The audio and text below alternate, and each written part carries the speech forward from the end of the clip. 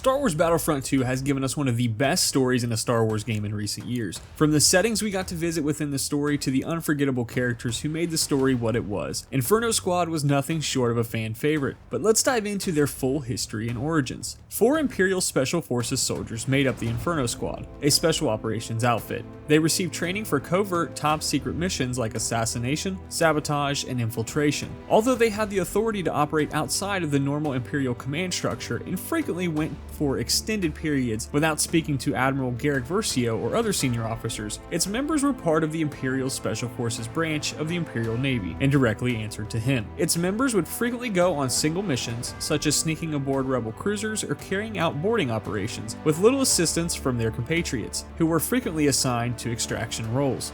Thus, Inferno Squad evolved into a group of ruthless agents of Sheev Palpatine, the Galactic Emperor. Remember, if you want to stay up to date with all Star Wars regarding lightsabers, lore, and news, make sure to like the video, hit that subscribe button, and turn on notifications so you don't miss out. Inferno Squad might even function as long-term undercover spies inside rebel groups like the Dreamers to lure their members out and out them. Since the Alliance was aware of the squad and actively searching for its members, they would frequently maintain minimal touch with one another during such missions to prevent the entire team from falling into rebel hands. By the time of the Battle of Endor, the squad had eventually been downgraded to an elite operator rank and was regularly engaged in combat with other Imperial troops, primarily the Stormtrooper Corps. Every member of the squad, or the microcosm of 4 as Admiral Versio would refer to them, was able to hold their own in a battle as the equivalent of a conventional Imperial fighting unit, thanks to their extensive training. Despite their lengthy and hazardous operating history, they only have ever lost one member, Sane Marana, who sacrificed herself to prevent revealing Iden's cover during the Dreamers' infiltration. Iden, Hask, and Miko took part in the Battle of Endor in 4 ABY. When the rebels destroyed the second Death Star, they were on the Forest Moon. They then set out to exact revenge for Emperor Palpatine, who had died alongside with the station. After that, Inferno Squad moved to Platform 4, taking out any rebels they came across.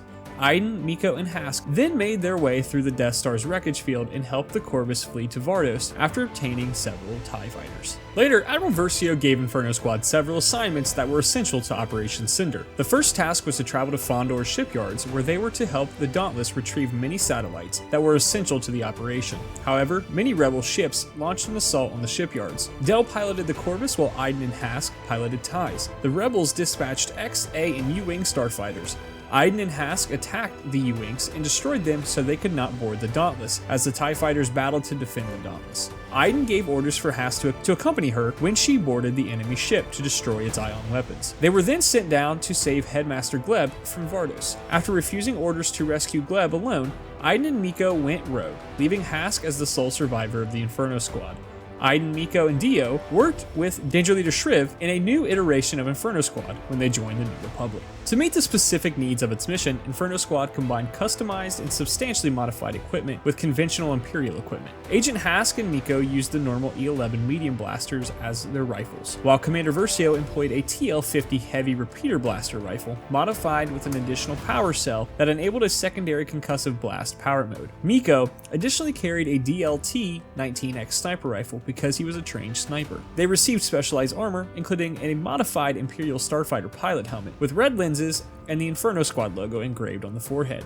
The helmets also had a small CGT device that allowed them to detect changes in the gravity field caused by people who were cloaked. They furthermore wore pressurized body gloves under their body armor, a chest-mounted life support pack, and black body armor. The agents could function in almost any environment, from outer space to aboard hostile ships, thanks to their special blend of components from various Imperial Army stockpiles. A modified ID-10 Seeker droid, which Versio typically carried on her back to help in scouting enemy territory and provide close-quarter support with electroshock prod and a variety of technical equipment, such as electro-binoculars, which they carried aboard the Corvus, were available to the unit in addition to their gear. The ship had undergone several modifications that made it possible for a single pilot to pilot it and added better computer systems. The story involving the Inferno Squad gives us much insight into the chaos of the inner workings of the Empire. One thing is for sure, these are a set of characters that we Star Wars fans will never forget. Let us know in the comments below which member of the Inferno Squad is your favorite, and remember, may the Force be with you.